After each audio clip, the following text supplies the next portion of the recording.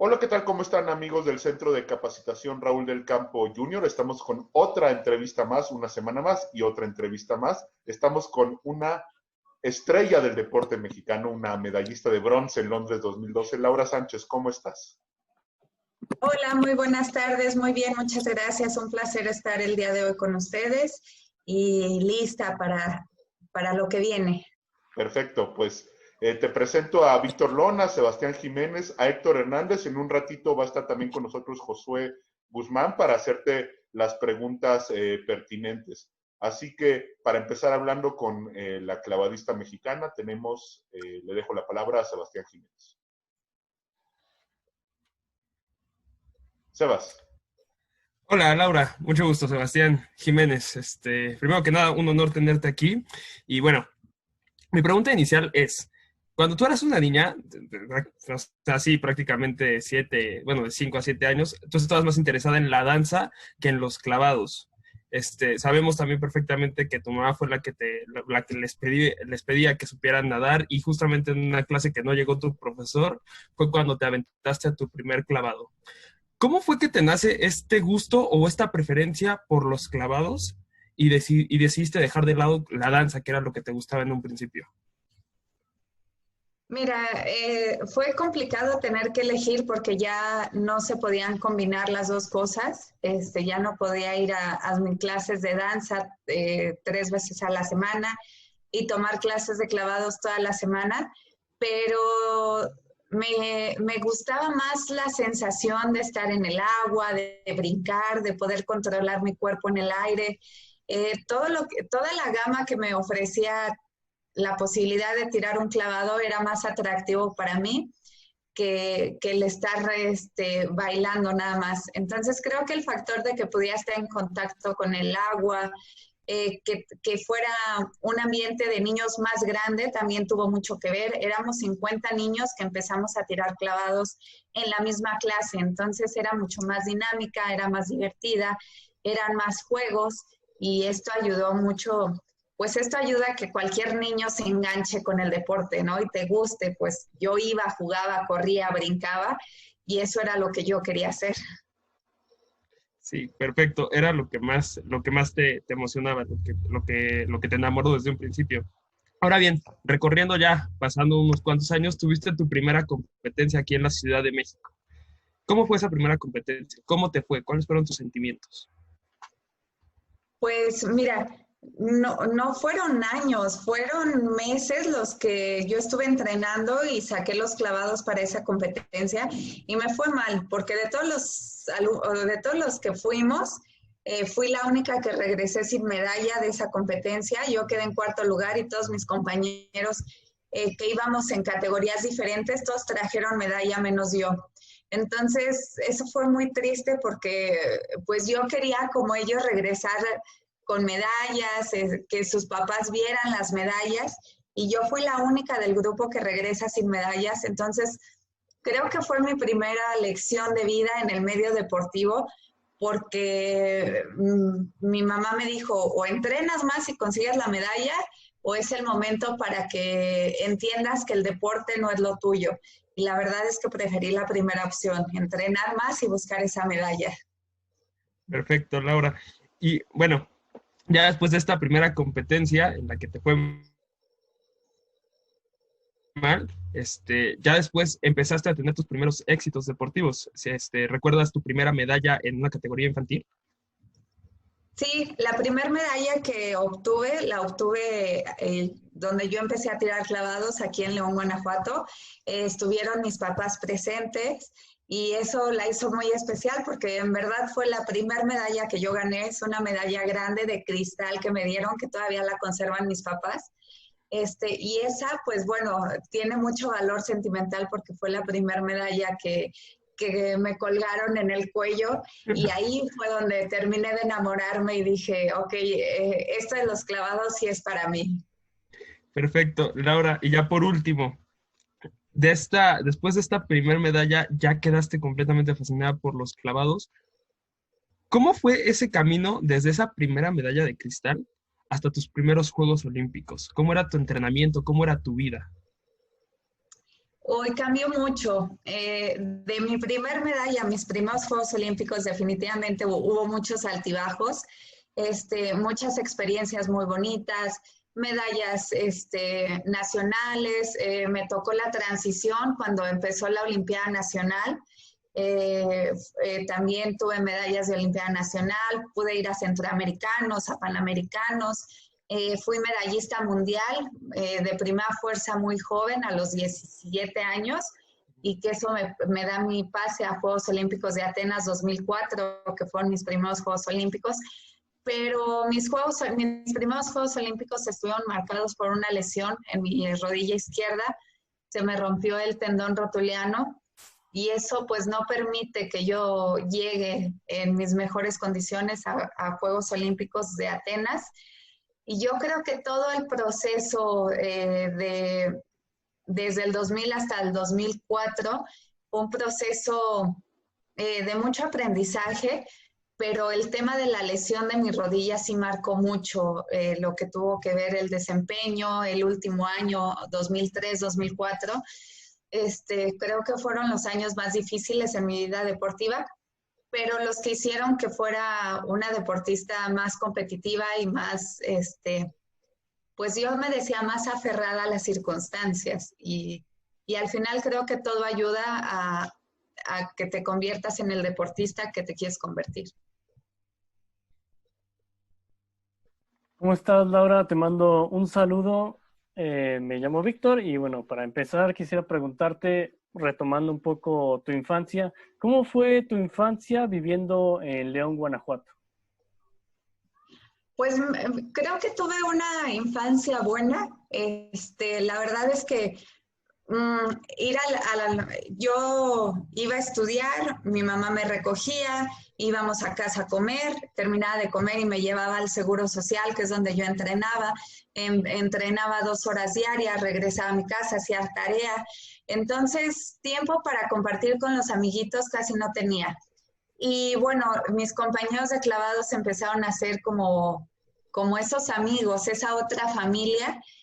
Con ellos compartía más, tenía que viajar, éramos más afines a lo que nos gustaba, que era tirar clavados. Entonces creo que tuve una muy buena infancia, alejada de muchas cosas, pues no tan sanas, siempre ocupada entre la escuela y el deporte y las actividades también que había familiares. Entonces, no me quejo, creo que es una infancia que me gustaría que mis hijos tuvieran, siempre acompañando la escuela con una actividad física. Creo que es lo adecuado para cualquier niño, adolescente, para cualquier ser humano poder hacer esa inclusión, ¿no? Así como trabajamos tantas horas en la escuela, pues aprender y desarrollar nuestro cerebro, pues es igual con el cuerpo, una habilidad física que nos ayude a drenar toda la energía también que tenemos. Entonces creo que fue una muy, muy buena niñez, yo no me arrepiento y pues gracias a eso se puede decir que terminé mi carrera, que estoy estudiando mi maestría, que me pude preparar, que conocí muchos países. Entonces creo que fue una buena decisión. Ahora, un personaje como Francisco Rueda, ¿qué ha significado para toda tu carrera? ¿Para toda qué, perdón? Para toda tu carrera. Uy, pues imagínate, yo creo que él ha sido un factor muy importante porque él es el que descubre ese talento al lado de un chapoteadero. Él es mi primer entrenador y bueno, después de que estuvo aquí en León un tiempo y se regresó a la Ciudad de México, fue el que me invita a vivir en el Comité Olímpico Mexicano y de ahí puedo desarrollar para ir a Juegos Olímpicos. Entonces, creo que es la persona que me cambió la vida, que me dio la oportunidad de conocer un deporte como los clavados, porque a mí cuando me preguntaron, ¿te quieres inscribir a clavados? Yo dije que sí, porque a mí no me gustaba la clase del chapoteadero, ¿no? Esa fue la razón. Pero yo no sabía ni tenía idea de lo que era un clavado, de lo que se tenía que hacer en los clavados. Entonces, conocí un deporte del que me enamoré, me gustó mucho, le dediqué mi vida y como te decía, me regaló tantas cosas, tantas experiencias, que si no hubiera estado Paco en ese momento, pues tal vez mis circunstancias hubieran sido diferentes, ¿no? Y ya para terminar, mencionabas lo de tu lesión en Atenas. ¿Piensas que si no hubieras tenido este inconveniente, hubieras tenido un mejor resultado? Sí, definitivamente sí. Fue algo que me quitó mucho tiempo de entrenamiento, muchos meses de entrenamiento. Cuando regreso a entrenar no es la misma confianza con mi pierna. Entonces, me costó mucho trabajo poder llegar en un nivel aceptable a Atenas, pero no era el mejor. Y yo creo que si no hubiera existido la lesión, pues sí, el resultado hubiera sido totalmente diferente, claro que sí. Laura, buenas noches. Aquí Héctor. Revisando todas las competencias en las que has estado y tu trayectoria, la verdad es que encontramos muchos logros desde el inicio, ¿no? Desde tus 16 años o antes, competencia en la que ibas, competencia en la que ganabas medalla, pero ¿cuál consideras tú que es como la primera vez que tú caes? O sea, no el éxito, sino más bien pongámoslo como fracaso que te hace a ti ser mejor y cómo lo tomas. Yo creo que mis Juegos Olímpicos de Beijing 8, para mí, Laura, fueron un fracaso rotundo. Llegar a Juegos Olímpicos de Beijing con 22 años, mejor preparada que los de Atenas, y quedar en 10º lugar, sí fue como que un golpe muy, muy fuerte anímico, y más porque había hecho buenas competencias, había estado pasando en lugares pues mejor ubicados. Y en la final, la verdad es que falló un clavado no tanto técnicamente o físicamente, sino por mi cabeza, mis pensamientos, de decir es que no merezco estar dentro de las 5 primeras en Juegos Olímpicos. Y eso distrae totalmente mi atención de lo que yo tenía que hacer. Y bueno, mi 4.º clavado en Beijing es un panzazo y me voy al 10º lugar. Entonces, ese fue un momento en el que sí tuve que como poner en la balanza muchas situaciones y realmente entender que era lo que quería y cómo lo podía trabajar. Fue un momento muy, muy complicado para mí como deportista, pero bueno, también creo que con el paso del tiempo lo pude manejar y lo pude trabajar con un psicólogo una psicóloga que fue la que me ayudó a entender qué pasaba, ¿no? O sea, eso fue a tus 23 años. Antes Sí. de eso, ¿nunca había sentido una situación similar? Pues mira, había tenido competencias malas, pero no tan malas. O sea, sí había tenido momentos malos, pero no tan malos.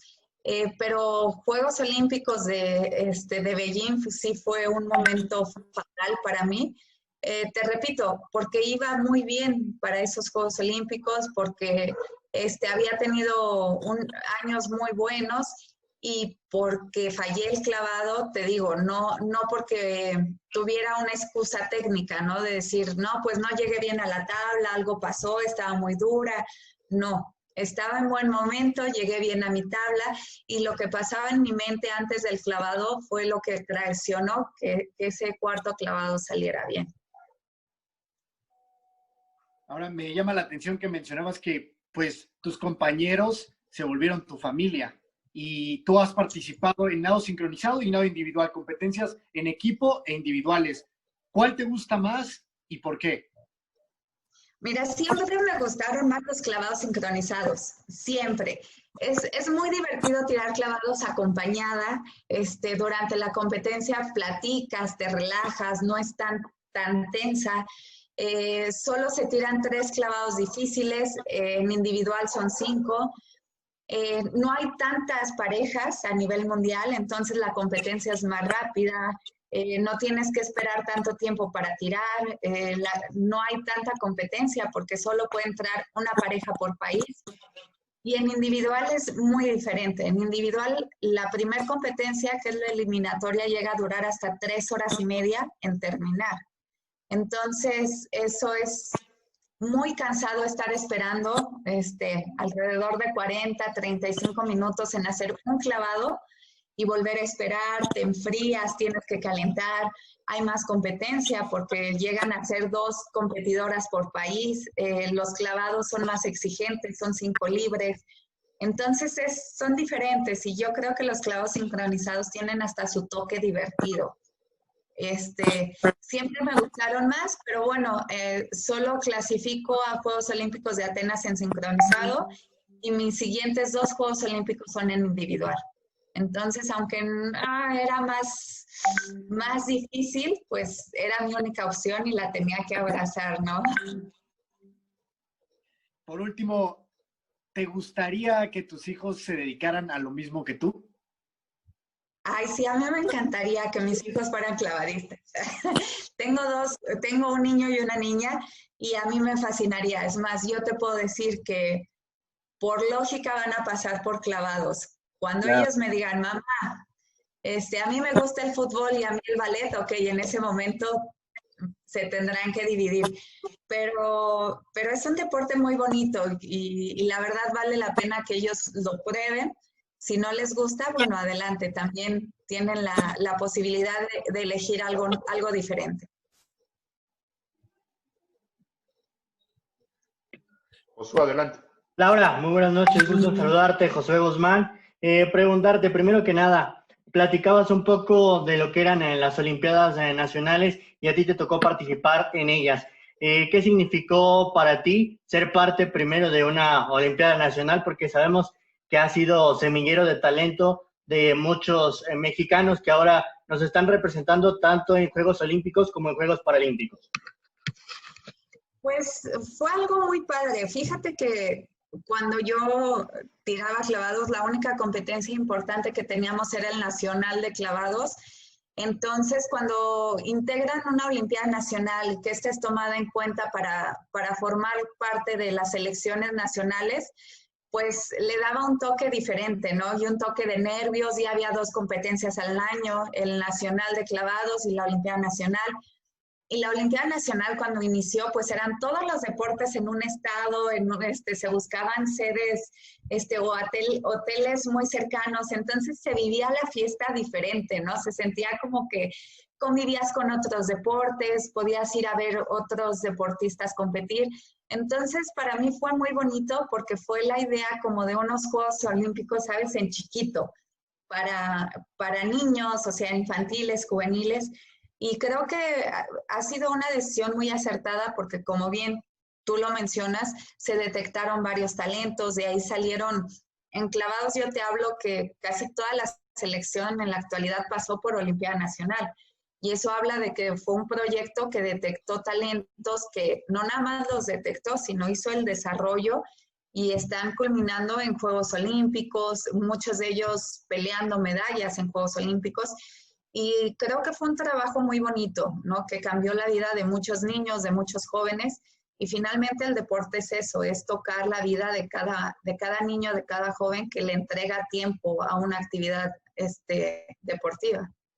De todos los clavados que ha realizado, Laura, ¿cuál es el que más recuerdas, por supuesto? Mira, pues recuerdo el que más me gustaba y el que más trabajo me costaba, claro. Siempre me gustó mucho mi primer clavado con el que iniciaba mis competencias, que es 2 y más adentro en B. Ese clavado me gustaba mucho y es algo muy chistoso porque pasa cerca de la tabla, los pies pasan cerca de la tabla, pero a mí se me hacía un clavado muy fácil y que además lo podía disfrutar mucho. Y el otro clavado que recuerdo bastante es 3 al frente, porque ese clavado me costaba trabajo y era así como la prueba de fuego en mi competencia, ¿no? Si lo hacía bien, yo sabía que el resultado iba a ser muy bueno, pero si lo fallaba, pues no iba a ser las cosas o los puntos como yo quería que salieran las cosas. Y antes de subir a la plataforma, ¿tenías o tienes algún ritual? Pues no, yo normalmente cuando me subo al trampolín estoy pensando las indicaciones que mi entrenador me dio para el clavado, para hacerlo lo mejor posible.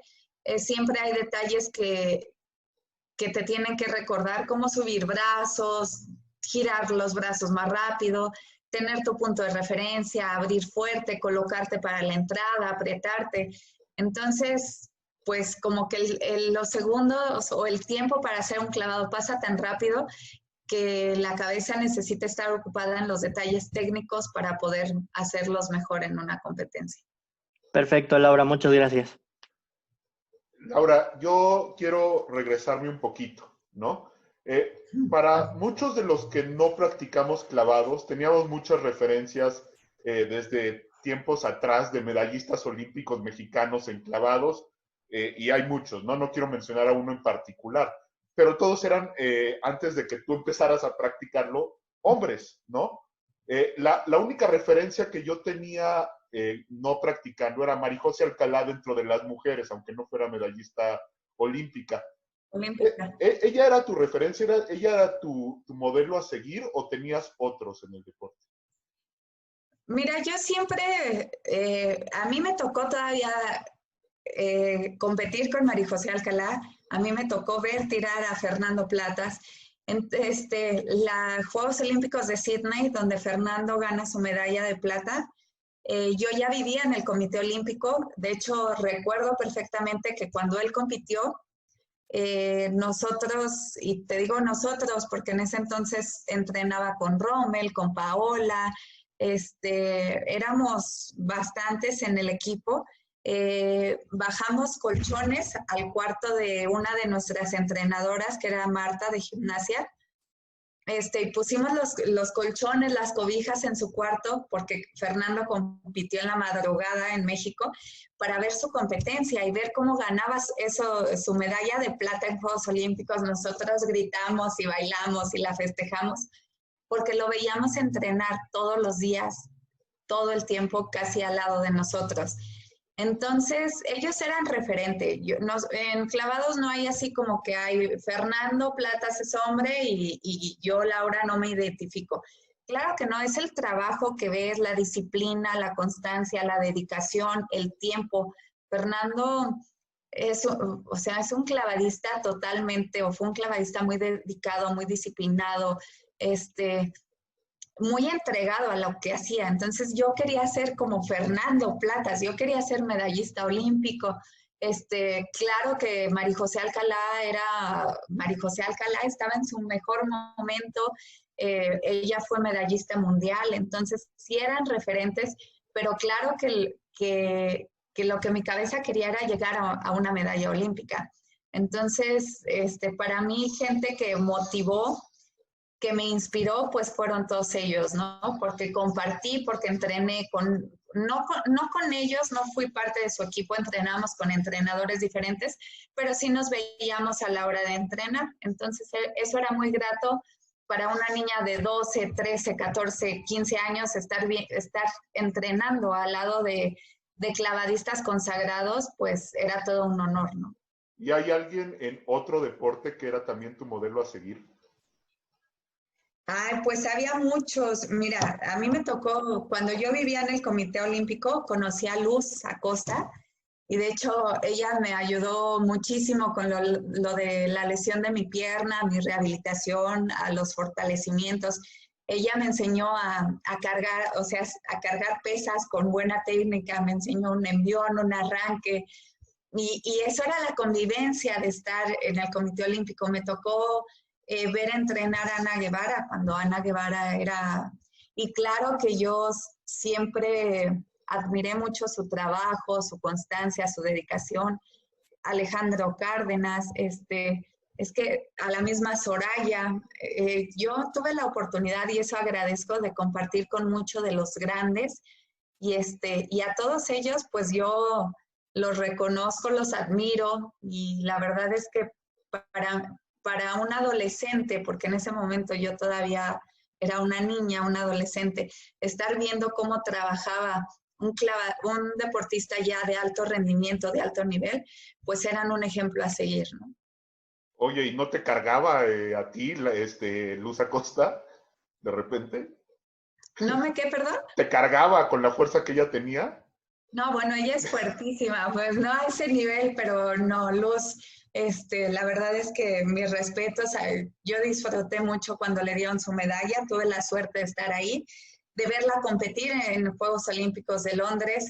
Yo salí de mi entrenamiento y fui directamente a su competencia, y no, bueno, es otra sensación porque estás viendo a una compañera, una amiga que lleva los mismos años que yo dándoselo a un deporte y poderla ver cómo cumple su sueño también es algo muy grato, ¿no? Porque entiendo lo que ella vivió, lo que ha vivido, lo que ha sufrido y lo que le ha costado llegar a unos Juegos Olímpicos, ser medallista olímpica.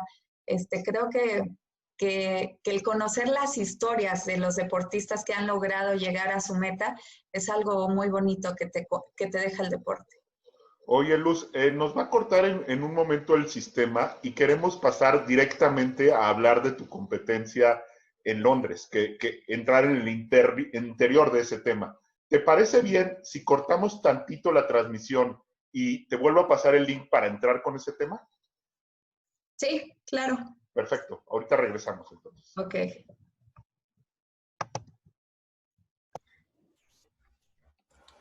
Bueno, pues estamos de regreso y como te decía Laura, me gustaría entrar en el tema de Londres 2012 y de tu competencia. Así que otra vez, Sebastián, por favor. Ya. Laura, bueno, antes de meternos de lleno a ese tema, sí me da mucha curiosidad y también sabiendo que ya saltó Luz Acosta a la conversación, nosotros tuvimos el placer de entrevistarla igual hace una semana y ella nos contó que en algún momento, antes de saber, o bueno, de conseguir también un bronce olímpico en Londres 2012, ella tuvo muchas dudas e incluso llegó a pensar en abandonar el atletismo profesional. ¿Tú en algún momento te sentiste así? Sí, todos pasamos por ese momento y bueno, Luz y yo traemos una situación ahí muy complicada con nuestras federaciones y con directivos. Entonces, de hecho, cuando llegamos a Juegos Olímpicos de Londres, en la villa, me dieron un cuarto y yo no sabía quién era mi compañera de cuarto. Y la verdad es que es muy importante porque el hecho de que te pongan con un deportista que no conoces o que no te llevas muy bien, pues eso hace como incómoda la convivencia, los días que vas a tener que estar ahí hospedado. Y realmente cuando vas a unos Juegos Olímpicos no es como que, ay, sí, termino de entrenar y voy a caminar y voy a conocer. Lo que hacíamos nosotros era pues terminar de entrenar, comer, descansar para cuidarme, para estar bien, para el día siguiente volver a entrenar. Cuando me dijeron que Luz era mi compañera de cuarto, yo me puse feliz porque yo ya había convivido con Luz, yo conocía a Luz desde hace muchos años, me llevo hasta la fecha muy bien con ella sabe que yo la quiero mucho. Y nos reíamos muchísimo de que nos habían puesto a las dos rebeldes de esa delegación en el mismo cuarto sin darse cuenta que tal vez era lo peor que podían haber hecho, ¿no? Pero eso hizo que fuera muy, muy, muy divertido y muy ameno compartir cuarto con Luz para mis Juegos Olímpicos. Entonces eso todavía hace que le tenga más cariño a Luz y que esos días que estuve compartiendo con ella pues fueron muy especiales, ¿no? Me alegro muchísimo. Y bueno, ya metiéndonos de lleno completamente a esa competencia, primero vamos a un antecedente muy importante y que digamos que te persiguen competencias relevantes o importantes para ti. Nos mencionabas que antes de tus primeros juegos, una lesión en la rodilla. Y antes de Londres 2012, te lastimas el hombro y tu participación llega a haber como tiene cierta duda. Curiosamente, en estas dos participaciones, en tus primeros Juegos Olímpicos y en Londres, fueron tus mejores participaciones. ¿Crees que esto tiene algo que ver un poco el hecho de que las lesiones ayuden a tu fortaleza mental? No, ¿sabes qué pasó? Que con el hombro, fue algo muy chistoso porque yo 2009 me voy a vivir a Tijuana y en Tijuana yo empiezo a entrenar fuertísimo, fuerte, 2009, 2010. Y creo que fue tanto el nivel de entrenamiento que eso pues termina en una lesión de hombro. Pero realmente a mí donde me empieza a molestar es después de Panamericanos del 2011, y la opción es operarme antes o esperar hasta después de Juegos Olímpicos. Claro que yo no me quise arriesgar a operarme un año antes y no saber si los tiempos se iban a acomodar. Y como tengo un muy buen amigo, el doctor Oscar Salas, que él trabaja en Monterrey, es un gran médico, un gran amigo que además siempre me cuidó muchísimo.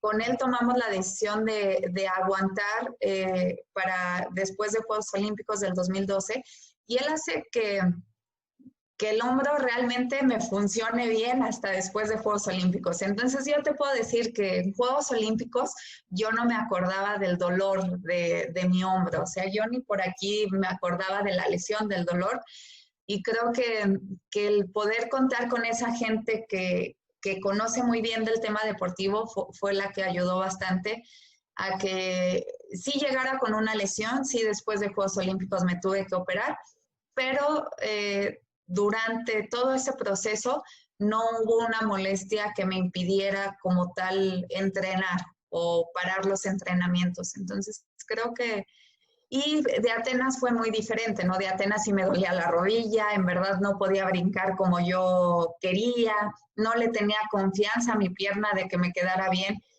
Cuando regresé a tirar clavados después de la lesión de mi rodilla, iba caminando en la tabla y caía de pompis en la tabla. Entonces, pues yo esperaba que no me pasara eso en Juegos Olímpicos, que se me doblaran las piernas y cayera de pompis en la tabla, porque iba a ser algo muy vergonzoso, ¿no? A nivel mundial que vieran cómo caí de pompas en la tabla.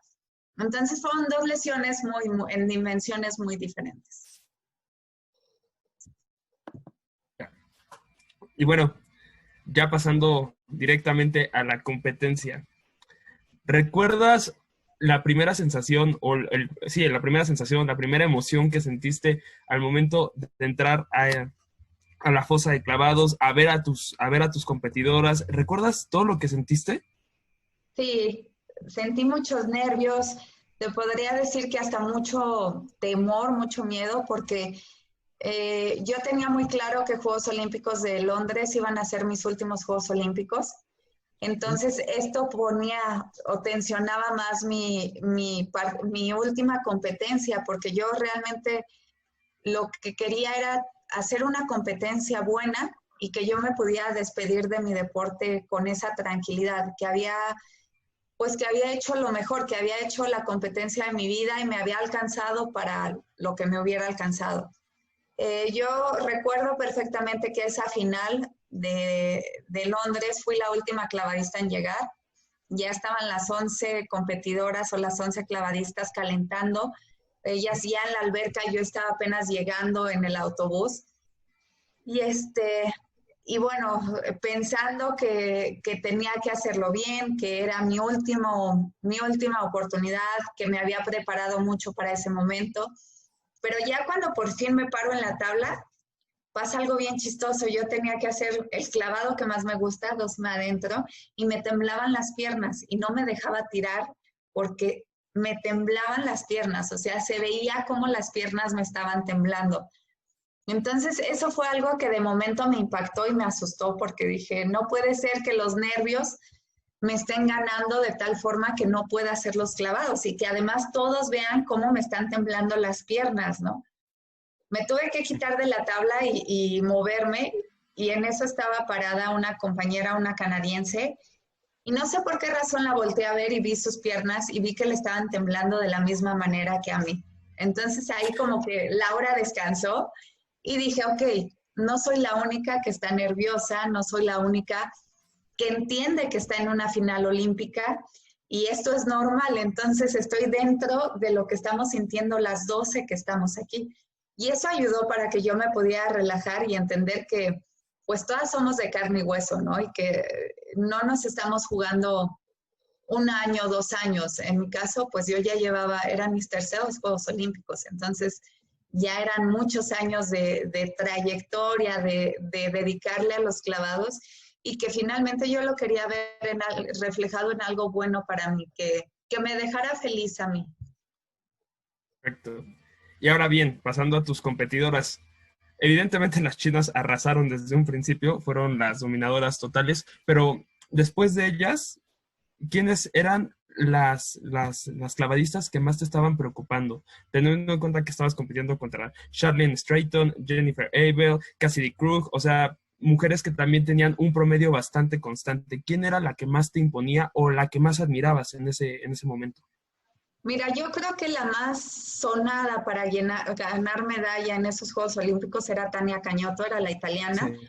porque primero venía de una eliminatoria muy buena, donde ella había pasado en segundo lugar.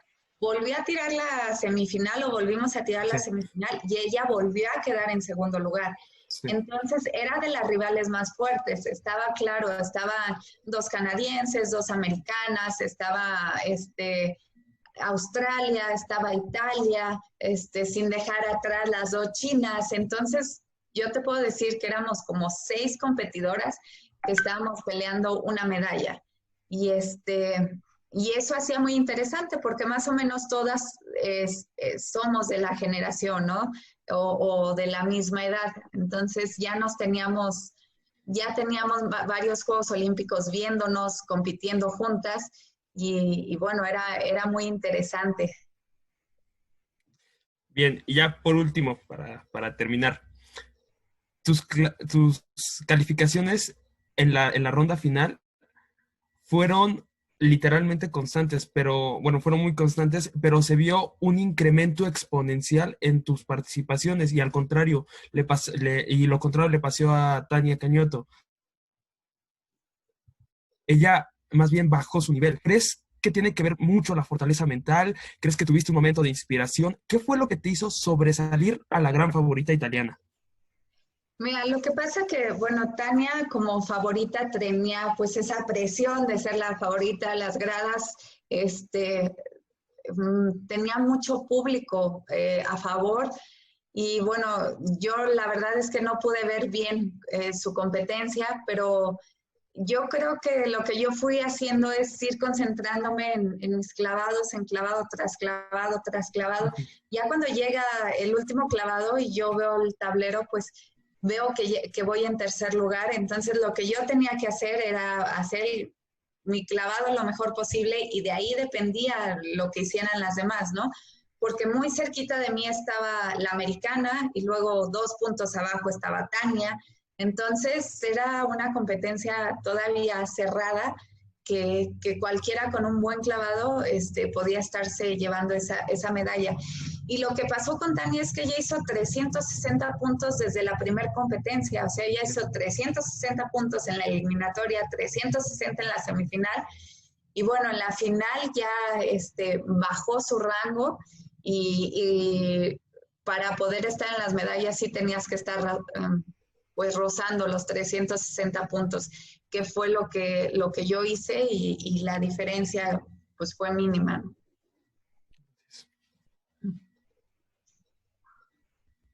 Hola Laura, cuéntame cómo fue tus sensaciones en el momento que ya te das cuenta que ya finalmente la medalla de bronce era tuya. Pues primero no lo creía, primero decía, no me la gané. Y ya cuando empezó todo fue muy rápido. Viene el tablero que sí estaba mi nombre, pero yo decía, no es cierto, sí. Y bueno, de ese momento a cuando yo llego, yo ya no vuelvo a ver a nadie de mi equipo, o sea, a mi entrenador, a la gente cercana a mí. A mí me llevan rapidísimo a que me forme para recibir mi medalla, la recibo, a atenderla a los medios de comunicación y en ese inter logro ver a Paco. Y le digo, a ver si me la gané o estoy soñando o pellízcame porque yo no sé si me despierte, me la pueda volver a ganar. Me dijo, felicidades, sí la ganaste, tranquila. Y yo me acuerdo mucho que ya dando entrevistas, un reportero me dijo, Laura, hoy no vas a dormir. Y yo dije, pues porque no voy a dormir si ya es bien tarde, ¿no? Es la 1 de la mañana, estoy muy cansada. Y yo dije, no, claro que voy a dormir. Llegué a la Villa Deportiva como a las 3 de la mañana. Mi avión salía a las 6 de la mañana. Yo tenía que tener mis cosas listas porque yo ese día regresaba para México. Entonces tuve que empacar todo muy rápido, dejar mis cosas listas y efectivamente cuando me quise acostar en mi cama para descansar y dormir, me di cuenta que no podía dejar de ver la medalla y decir, sí lo logré, sí la gané, sí soy medallista olímpica. Y bueno, fue algo que tardé mucho en asimilar. Yo creo que hasta que llegué a la Ciudad de México y hasta que llegué a León, Guanajuato, a mi casa fue donde asimilé que era medallista olímpica. Y eso fue pues todo un shock porque fue el sueño de una niña desde que yo tenía 12 años que tomé la decisión de irme a vivir al Comité Olímpico. Yo me quise ver en unos Juegos Olímpicos, me quise ver en un podium olímpico, y pues quién me iba a decir que a los 26 años lo iba a lograr, ¿no? Perfecto. Dime cómo fue la celebración con tu familia. Bueno, pues mira, fue muy padre porque yo llegué a León de madrugada, o sea, yo traía el horario hecho bolas, pero yo llegué a León como a las 4 de la mañana y a mí me estaban esperando en los arcos de los Leones con mariachis y mucha gente. Yo la verdad nunca esperé que me recibieran de esa manera, o sea, y menos a esas horas de la madrugada. Y hubo mucha gente que se dio el tiempo de ir a recibirme, de ir a darme un abrazo. Y obvio, pues ahí estaba la gente que yo quería que estuviera, ¿no? Y eso para mí fue un sentimiento muy, muy bonito, pues de reconocimiento al trabajo que había hecho. Entonces, después yo había hecho una apuesta de que si ganaba una medalla en Juegos Olímpicos me regalaran unas vacaciones en Cancún, específicamente en la playa de Maroma. Y pues como la gané, estuve pocos días realmente en mi casa y me fui de vacaciones a Cancún, como a terminar de ver Juegos Olímpicos, a terminar de asimilar el logro personal que había conseguido, ¿no? Que me había costado tantos años y que se cerraba un ciclo y se empezaba otro muy diferente, lleno de muchas dudas, de mucho qué va a pasar, qué voy a hacer, a qué me voy a dedicar, ya estoy grande y ahora qué sigue.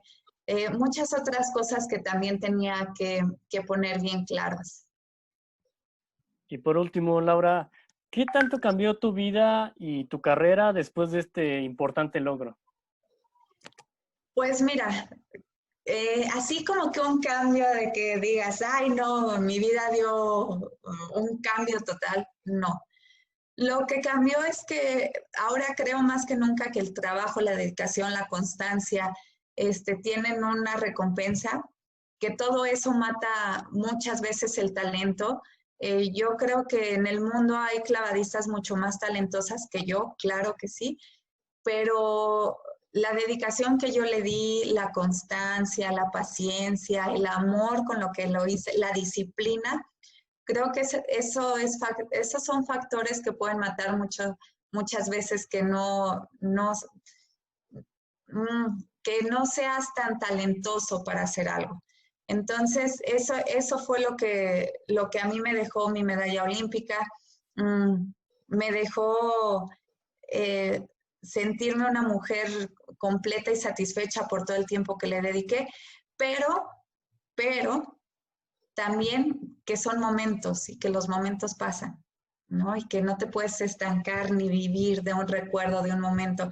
Yo te puedo contar lo que para mí fueron pues 25 años de estar en el deporte, de un deporte en el que amo, que adoro, que fueron muchas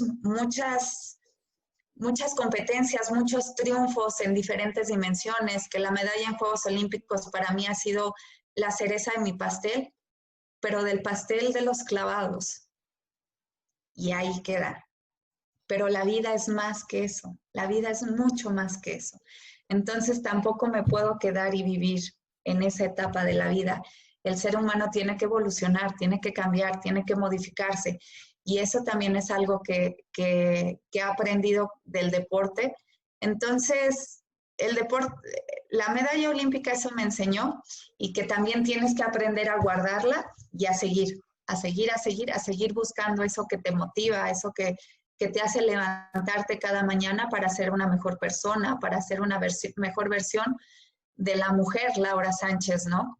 Y pues bueno, eso es lo que a mí me dejó.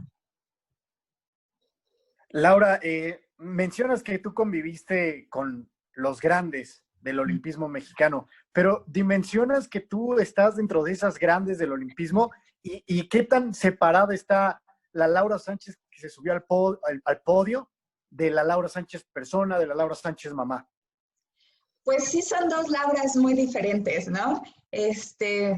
La Laura Sánchez deportista vivió para ser deportista. ¿Y cuál es la vida de un deportista? Comer, entrenar, cuidarte, buscar siempre estar al 100%, dar lo mejor en los entrenamientos. La Laura mamá es totalmente diferente. Ahorita, bueno, en las edades las que tienen mis hijos, que el mayor tiene 4 y la chiquita cumple 2 el 6 de junio, imagínate, es una dinámica totalmente diferente, pero es una dinámica que disfruto mucho. No me da tiempo de preocuparme tanto por mí, ¿no? Si me duelen las rodillas, si me duele el hombro, si esto... No, giro alrededor del ritmo de mis hijos y es algo que me da como otra vitalidad, lo cual se agradece porque el deporte también, estar encapsulado nada más en el deporte, llega un momento donde no encuentras ese motivo de girar. Y con mis hijos, con mi familia, pues es un motor mucho más grande, ¿no? El que me hace levantarme, girar, aprender con ellos, idear cosas nuevas, emprender nuevos proyectos, prepararme mejor para ellos. Entonces, es como es una versión diferente, pero que en algún momento se juntan y yo creo que es donde sacan lo positivo de los dos lados. Y ahora, ¿cuál fue el punto clave para que tú consiguieras esa medalla? Porque mencionas que entrenaste muy duro en Tijuana y de ahí viene la lesión y me quedé pensando en eso. ¿En cuál fue el punto que hizo que tú ganaras esa medalla? Pues yo pienso que la planificación de ese último año, 2011-2012, cómo Paco pudo planificar bueno, es que eso va más atrás, ¿no? Nosotros tenemos Juegos Panamericanos en Guadalajara en octubre casi. Entonces, terminan Panamericanos muy tarde para el proceso olímpico, porque en febrero teníamos la Copa del Mundo en Londres, que era la última oportunidad de conseguir plazas olímpicas. Entonces, nosotros terminamos en noviembre. Hubo reconocimientos noviembre y diciembre. Llegamos a la Copa del Mundo del 2012, te puedo decir, llegamos la selección nacional gorditos, de que no traíamos la forma deportiva, ¿no? Porque nuestra mejor forma fue en octubre y tienes que descender para que el cuerpo descanse también. Y en febrero llegamos, veíamos a todos los europeos súper fuertísimos y todos los que habíamos ido a Panamericanos gorditos, con la lonjita. Y yo creo que algo muy interesante fue de febrero a agosto, cómo se hizo la planificación de los entrenamientos para poder alcanzar la mejor forma deportiva y lograr tenerlos clavados en el punto exacto para el día, el momento exacto. Entonces, yo le doy mucho crédito a toda esa planificación de entrenamientos. Yo te puedo decir que entrené mucho. Yo salía con mis dedos de los pies sangrando de los entrenamientos, entre el agua, la lija del trampolín, tantas repeticiones de todos mis clavados que fue mucho, fue demasiado, pero era lo que se tenía que hacer para lograr una medalla olímpica. Y ya en el momento cumbre de la competencia, ¿qué es lo más importante? ¿Qué es lo más fundamental? ¿Lo físico o lo mental? Porque mencionabas lo de las piernas, ¿no? Es que es todo, es lo físico, lo técnico y lo psicológico. Tienen que ir las tres cosas igualitas. No puedes, puedes estar muy bien físicamente, muy bien técnicamente, pero si psicológicamente no estás bien, iba a pasar lo que me pasó en Beijing, ¿no? O podía estar muy bien técnicamente, muy bien psicológicamente, pero muy mal físicamente, como llegué en Atenas, y pues tampoco las cosas iban a dar. Y creo que en Londres lo que pasó es que llegué bien físicamente, bien técnicamente, pero también bien psicológicamente, muy madura. Algo que me ayudó mucho, que lo cual yo agradezco, es que en esos Juegos Olímpicos estuvo Jesús Mena y Fernando Platas, y cuando paso a finales, ellos se dan el tiempo de hablar conmigo y de decirme, a ver, Laura, una final olímpica es esto, ¿no? No te puedes desesperar, no puedes pensar en hacer tus clavados perfectos. Son 5 rebanadas de pastel, no te quieras comer el pastel en una sola mordida, tienes que ir disfrutando clavado tras clavado, concentrarte en lo tuyo, deja que las demás hagan lo que ellas quieran, tú métete a tu competencia y nada más. Los consejos que ellos me dieron fueron fundamentales para mí, para mi final, porque me acordaba de ellos. Yo decía, yo tengo que hacer lo mío y lo que hagan las demás no me puede importar. No puedo estar pensando en lo que hizo Tania, en lo que hizo Jennifer, en lo que hizo Emily. Yo solo tenía que preocuparme de lo que Laura tenía que hacer. Y ese fue un muy buen consejo que tanto Jesús como Fernando me dieron en su momento.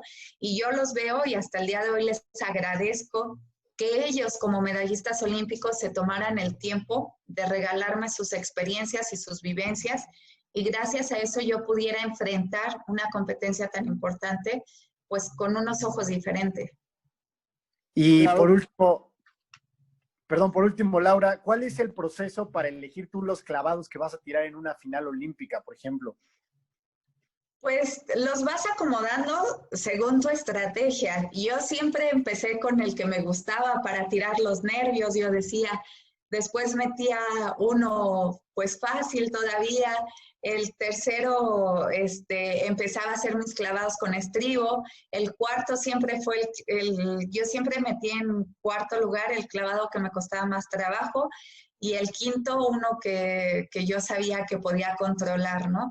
Esa era como mi estrategia para, según yo decía, bueno, si hago 3 clavados muy buenos, aunque falle un poquito el cuarto, es difícil que los jueces me castiguen tanto porque estoy haciendo una buena competencia y cierro con un buen clavado. Era como a lo que nosotros apostábamos, ¿no? Y así era la manera en que yo elegía cómo acomodar los clavados para mis competencias. Laura, hablabas hace unos minutos de todo el procedimiento que tuviste que hacer y los entrenamientos que hacías para llegar hasta Londres 2012. ¿Qué significó para ti conseguir esa medalla de bronce después de todo ese largo procedimiento que tuviste que pasar?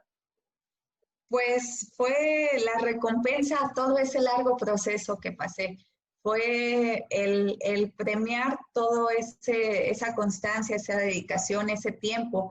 No nada más de ese último año, yo creo que de años atrás, y de poder canalizar bien todas las experiencias vividas. Pues ya, o sea, no eran mis primeros Juegos Olímpicos, ya eran los terceros, ya tenía 26 años, ya después leí que fui no sé si hasta la fecha de hoy, hasta el 2020 siga siendo, pero en esos Juegos Olímpicos me nombraron como la mujer más vieja mexicana en ganar una medalla olímpica, ¿no? Mi primera medalla olímpica. Entonces yo ya era una deportista que ya tenía un camino pues ya recorrido, que si bien sí estaba en mi mejor momento, pero también ya no era una niña de 15, 16 años como en esos Juegos Olímpicos pasó con Alejandra, que ella muy jovencita ganó su medalla olímpica. Entonces, yo creo que fue la recompensa a toda esa trayectoria que hubo atrás, ¿no? Laura, hablábamos hace unos momentos de todo lo que has vivido, pero también me viene a la mente lo que acabas de decir de Alejandra Orozco. ¿Qué le dices a esas nuevas generaciones? Te tocó ver a Alejandra Orozco muy joven, tú como experimentada ahora en los clavados, ¿qué le dices a estas nuevas generaciones de los clavados? Mira, yo les digo que sueñen y que sueñen en grande, ¿no? A mí me da mucho gusto ver que ya las generaciones que vienen ya no le tienen ese miedo como me tocó a mí al ya merito. A mí me daba mucho miedo ser una deportista del chin, ya merito lo logré, ya merito lo conseguí. Y creo que eso fue lo interesante de mi generación, romper ese paradigma del ya merito, es que somos de México y con esto, sino darle la vuelta a la tortilla y decir, no, sí podemos y lo vamos a lograr y somos tan capaces como cualquier clavadista o cualquier deportista de otro país. los jóvenes de ahora ya traen eso muy arraigado, ¿no? Que ellos pueden hacerlo, que pueden ser grandes. Y yo lo que siempre les digo es que sueñen. Se vale soñar en grande, pero también se vale trabajar y trabajar mucho, porque eso es lo que va a hacer que el sueño llegue en su momento a cumplirse. En ese último clavado, ¿qué pasaba por tu mente para que fuera un clavado perfecto? Y prácticamente fue un cierre espectacular porque conseguiste el tercer lugar. Bueno, en ese clavado trae una historia muy chistosa porque a Paco no le gustaba cómo me salía. Él me decía que yo hacía vueltas y tenía que abrir el clavado y hacer un giro y buscar el agua, pero también lo hacía de otra manera. Hacía primero el giro y luego me cerraba para dar la vuelta. A Paco le gustaba que empezara con giro, pero a mí me gustaba empezar con vueltas. Y él me decía, Laura, con ese clavado vas a perder tu medalla olímpica. Y yo le decía, no, con ese clavado voy a ganar mi medalla olímpica. Ese clavado va a ser el que me dé el gane a mi medalla olímpica. Entonces, cuando estaba parada en la tabla ya para hacer el último clavado, yo sabía que había defendido tanto ese clavado. Yo le había dicho a mi entrenador que se estaba equivocando, que la manera en la que yo lo quería hacer era la mejor, que la verdad es que yo sentía muchos nervios, mi corazón me latía a todo lo que daba, pero mi cabeza sabía que mi cuerpo lo había hecho tantas veces que mi cuerpo se sabía mi clavado perfectamente. Entonces tuve que dejar de pensar y empezar a caminar y dejar que mi cuerpo empezara a hacer su trabajo. Y creo que hacer tantas repeticiones de ese clavado ayudó a que fuera un clavado pues con un cierre muy bueno que me diera la oportunidad de tener mi medalla olímpica. Perfecto, Laura, muchas gracias. Gracias. Laura, a ver, voy a cambiar un poquito el ánimo de esta entrevista. ¿Alguna vez has hablado con Tania Crañoto después de la competencia, muchos años después, y decirle, le ganaste por 0.2 puntos? O sea, dimensionas cuál es la diferencia. Nada, ¿no? O sea, es nada. Sí, no, después de esa competencia sí nos llegamos a ver y claro que volvimos a competir. Ella se volvió medallista en Río de Janeiro. 2016 yo ya no fui a Río, pero todavía 2013, 2014 nos volvimos a ver, pero tratamos de no tocar ese tema tan sensible para ella, ¿no? Y bueno, pues yo también pienso que no era así como el momento de poder decirle, a ver, ¿qué pasó? Que dejamos que cada quien disfrutara, yo en este caso mi momento, y también entiendo que fue un momento pues muy doloroso para ella, porque ella se había preparado también para una medalla olímpica en esos Juegos de Londres 2012. Oye, ¿y por qué en clavados? ¿Y por qué tenemos el estigma que en otros deportes siempre, cuando es el último momento, pues hacemos muy buenas actuaciones, pero gana el italiano, ¿no? Podemos hablar de fútbol, por ejemplo, ¿no? Pero en clavados hay una escuela mexicana que es diferente. ¿Qué es diferente los clavados que otros deportes? Mira, para empezar, tenemos muy buenos técnicos, tenemos muy buenos entrenadores y eso viene pues desde hace muchos años, ¿no? Que realmente la escuela de clavados o la técnica de clavados mexicana es un ícono a nivel mundial. O sea, cuando sale México a competir en un mundial, en unos Juegos Olímpicos, los demás clavadistas, los demás entrenadores están muy al pendiente de lo que México viene haciendo. Entonces, eso es algo muy, muy bueno, que los entrenadores siguen constantemente actualizándose, y esto nos mantiene siempre estar dentro de los equipos muy fuertes en México, en el mundo de los clavados. Entonces, yo creo que ese ha sido la clave, ¿no? Tener entrenadores que saben, tener entrenadores muy buenos, y que esto pues facilita desde la captación de los niños todo el desarrollo hasta que llegas a tu momento más alto en tu vida deportiva. Y esa es la reputación, ¿no? Es lo que te decía, hay referencias atrás de que otros mexicanos lo han logrado antes que tú. y luego tú con las nuevas generaciones, ¿no? Y también, inclusive, el caso de Salvador Sobrino. O sea, hay material de exportación de entrenadores mexicanos que van a otros lados a enseñar. Eso yo supongo que también tiene mucho que ver, ¿no? Sí, y mira, la técnica de México fue muy elegante. Yo te hablo de cuando Jorge Rueda como entrenador, Paco Rueda, son técnicos que les tocaron los clavados cuando los clavados eran muy elegantes en el mundo. Y ellos han sabido hacer la fusión de esa elegancia con lo rápido y lo ágil que se ha convertido actualmente los clavados, ¿no? Y eso es lo que le da un plus a nuestras competencias, que no se ha perdido pues con ellos la elegancia, los movimientos amplios, buscar el brinco, que el clavado se vea bonito, pero al mismo tiempo hacer clavados difíciles, de mucho grado de dificultad, hacerlos bien.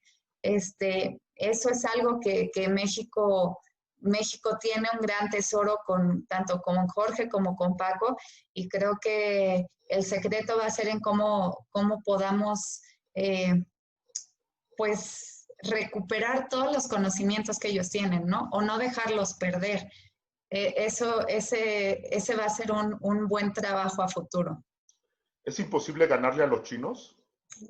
Pues yo creo que no es imposible. Mira, en la prueba de hombres, 3 metros, está Jack, el inglés, que les ha ganado a los chinos. Realmente es una competencia muy, muy fuerte la que tienen los chinos con Jack. En Juegos Olímpicos de Londres ganó un ruso la prueba de 3 metros individual. Entonces, creo que ganó también el americano de 10 metros individual. No es imposible. Todos somos de carne y hueso, todos nos ponemos nerviosos. Entonces, ellos traen un sistema diferente tal vez de entrenamiento, empiezan más chiquitos. Si yo empecé a los 8 años y ellos empezaron a los 3, pues ya hay 5 años de diferencia, ¿no? Pero creo que en un buen momento no es imposible ganarles.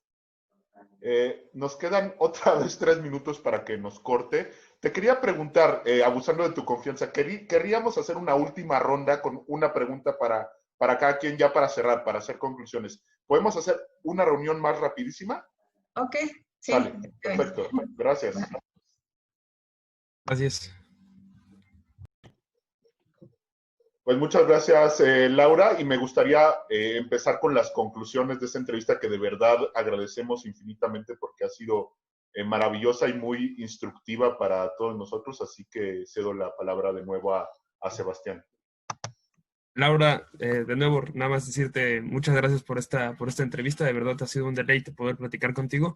Y pues bueno, mi última pregunta, y va un tanto contrastando con el último tema del que platicamos. Sí mencionaste que has llegado a coincidir de nuevo con esta chica, Tania Cañoto. La has visto en otras ocasiones en competencias y guardan como cierto respeto al tema. Pero en el momento en el que tú le ganas la medalla por esas 2 centésimas, ella se rompe literalmente enfrente de ti. ¿Sentiste empatía? ¿Querías abrazarla? ¿No sabías si estar más agradecida o de plano ni la volteaste a ver? Ese contraste en los deportes, ¿qué te hace sentir? Bueno, para empezar, cuando yo he visto los videos, cuando yo sé que ganó medalla en Juegos Olímpicos, yo no estaba ni remotamente cerca de ella. Ya después de la premiación yo ya no la vuelvo a ver hasta el año siguiente, pero sí, cuando veo los videos de Juegos Olímpicos, y la verdad es que cuando le dan su puntuación, pues lo primero que pasan es su cámara, es su cara llorando. Entiendo el sentimiento que está pasando, claro que lo entiendes como deportista, aunque seamos competencia, pues entiendo lo que ella estuvo pasando.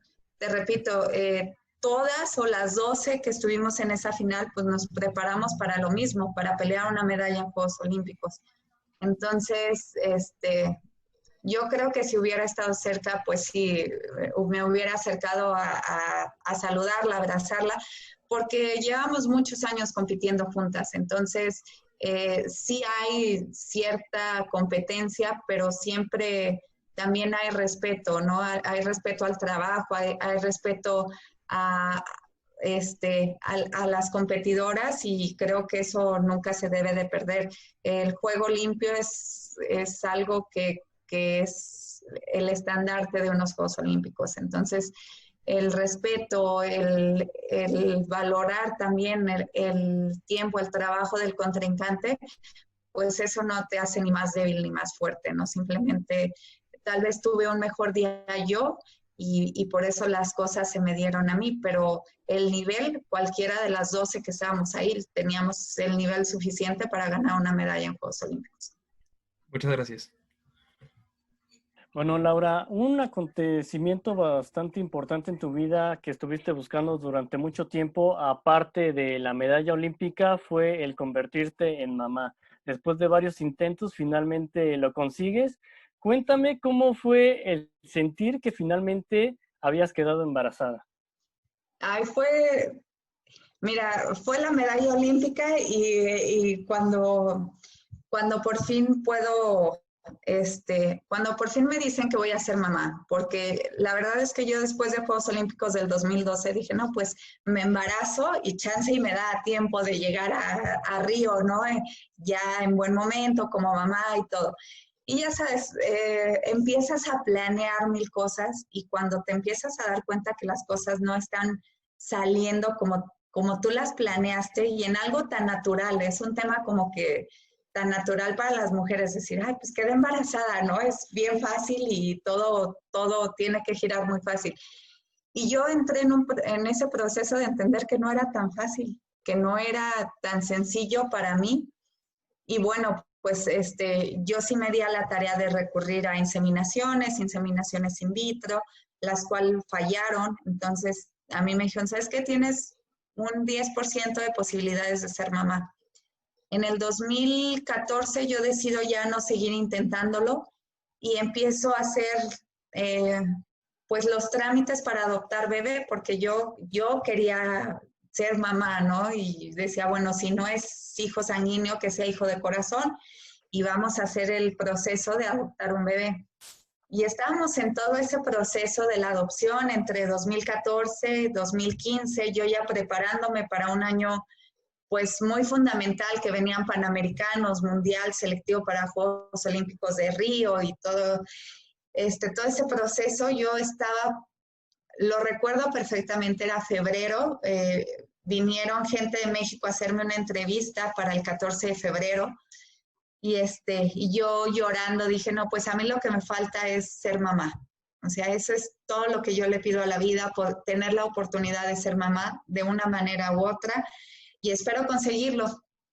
Yo estaba entrenando y yo me sentía mal, yo me sentía mareada, sentía que algo pasaba, pero yo creía que era porque yo estaba intentando bajar de peso, porque dije, no, me voy a preparar ahora sí bien con todo para estos Panamericanos y voy a llegar delgada. Y entonces yo decía, me están faltando vitaminas y por eso me mareo en el entrenamiento, algo no anda bien. Gracias a Dios tenía una doctora de cabecera que iba a verme todos los entrenamientos, y ella me decía, Laura, yo no te veo bien, algo pasa, pero no estás bien. Y yo le decía, sí, no estoy bien. Y yo me ponía a entrenar más, corría media hora antes de mis entrenamientos, me ponía más, hasta que ella me dice, para poderte vitaminar tengo que hacerte una prueba de dónde estás mal, y dentro de esas pruebas va una prueba de embarazo. Y yo me ofendí, le dije, doctora, usted sabe que yo no puedo tener hijos, ¿y por qué me hace esto? Es un golpe anímico, y mire. Y ella me dijo, va a la prueba de embarazo. Y a los 2 días que decidimos a sacarme sangre y todo, pues me dicen que estoy embarazada, que efectivamente estoy embarazada, pero como llevaba un ritmo de entrenamiento muy fuerte, no sé, ya tenía varias semanas y no se escuchaba el corazón del bebé. Entonces estaba la posibilidad de que pues no se hubiera dado el feto. Me mantienen en reposo, tengo amenaza de aborto en esa semana, y bueno, fue la semana más difícil porque a mí me mandan una semana de reposo total y me dicen, tienes chequeo tal día, si no hay latidos de corazón, no puedes venir sola porque en ese momento te metemos a quirófano para sacar al feto. Entonces, no, bueno, yo te puedo decir que ese día que yo entré a ese consultorio, yo entré sudando con el corazón, pues muchas emociones, porque yo quería a mi bebé, porque era un proceso en el cual yo ya había decidido que yo no iba a ser una mamá, pues con una pancita, disfrutar a mi bebé. Y cuando escuché los latidos del corazón de mi bebé, fue el momento donde dije, sí voy a ser mamá. Lloré, lo disfruté. Y bueno, mira, Aleph, él se llama Aleph, finalmente nació y ha traído puras alegrías a mi vida. Wow, muchas felicidades realmente y muchas gracias, Laura. No, gracias. Laura, muchas gracias. Y ya por último, primero que nada, desear que tú y toda tu familia se encuentren bien, tus hijos de salud en estos tiempos. ¿Y qué es lo que te falta por vivir, tanto en lo profesional como en tu vida? Bueno, mira, ahorita lo que me falta por vivir es ver culminado un proyecto personal que estoy por emprender, un negocio, tiempos difíciles tal vez para lanzarlo, pero bueno, yo creo que los momentos se van dando y este fue mi momento, tengo que echarlo a andar, tengo que verlo crecer, es algo que me falta. Y algo que yo quiero y que anhelo y por lo cual estudié mi carrera, ahorita estoy estudiando mi maestría, es que yo en algún momento me gustaría dirigir el deporte, ser directora de deporte en mi estado, poder pues compartir o dejar algo de lo que yo viví, poder administrar toda esa parte. Es un tema como muy personal que a mí me gustaría mucho, creo que tengo el conocimiento para poderlo hacer y me gustaría pues poder ayudar a todos esos niños jóvenes que tienen la misma ilusión que yo tuve en su momento de llegar a unos Juegos Olímpicos sin tenerse que ir de su estado, ¿sabes? O sea, poder hacer todo su desarrollo aquí sin tener que alejarse de su familia como lo tuve que hacer yo, pero siempre que tengan ese apoyo, ese respaldo, ese que se sientan acompañados, escuchados, entendidos, motivados a buscar ser la mejor versión de ellos en lo deportivo y en lo personal también. Gracias. Laura, por último, agradecerte primero que nada todos estos minutitos de tu tiempo y para mí ha sido un deleite junto con todos mis compañeros platicar contigo. Por último, preguntarte, ¿qué mensaje le darías a toda la juventud que se quiere dedicar a lo que son los clavados o cualquier otro deporte? Pues, ¿qué es lo mejor que pueden hacer? Invertirle tiempo en una actividad deportiva considero que es lo mejor que pueden hacer. En mi caso, el mismo deporte me dio la oportunidad de estudiar, de terminar una carrera. Hasta el momento me está dando la oportunidad de seguirme preparando y de estudiar una maestría. Creo que el deporte nos puede abrir a ver panoramas muy diferentes y esto todavía no tenemos esa cultura, pero creo que el hecho de ser deporte puede ser muy bueno para aportar muchas cosas a la sociedad, en una empresa, en nuestra comunidad, en nuestro día a día, porque vemos la vida de una manera diferente.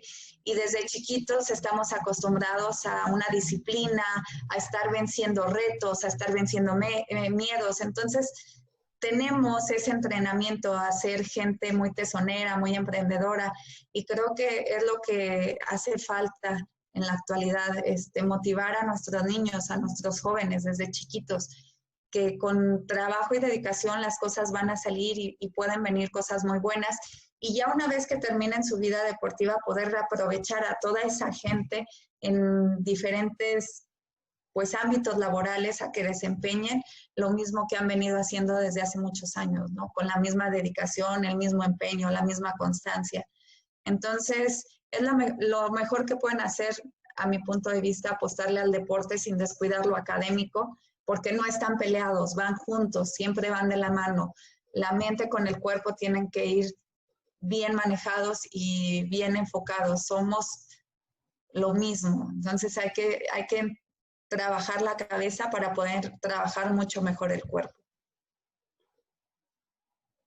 Laura, llevo 15 años, un poquito menos, trabajando en medios deportivos. Y te digo algo, esta entrevista, al menos para mí, va a guardar un lugar especial en mi corazón y en mi mente, porque tu historia de vida realmente es maravillosa, ¿no? Por muchos aspectos.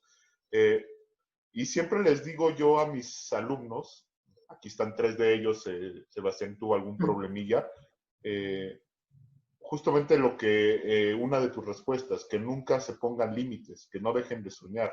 Yo lo que me gustaría para acabar esta entrevista es, más allá de un mensaje a la juventud, más allá de un mensaje a los deportistas, un mensaje a ellos 3 y a Sebastián, que lo oirá en otro momento. ¿Cómo te sentiste en la entrevista? ¿Qué piensas de estos nuevos talentos, no en el deporte, pero en el cronismo deportivo y en el periodismo deportivo?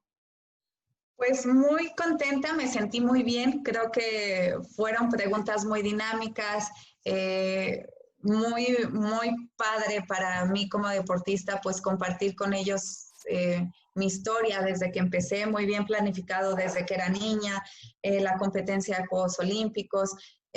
También tocaron temas un poquito más allá, o sea, qué pasó después de Juegos Olímpicos, qué es lo que viene ahorita. Se ve que se informaron, que se metieron, que estudiaron, que estudiaron pues lo que yo he compartido.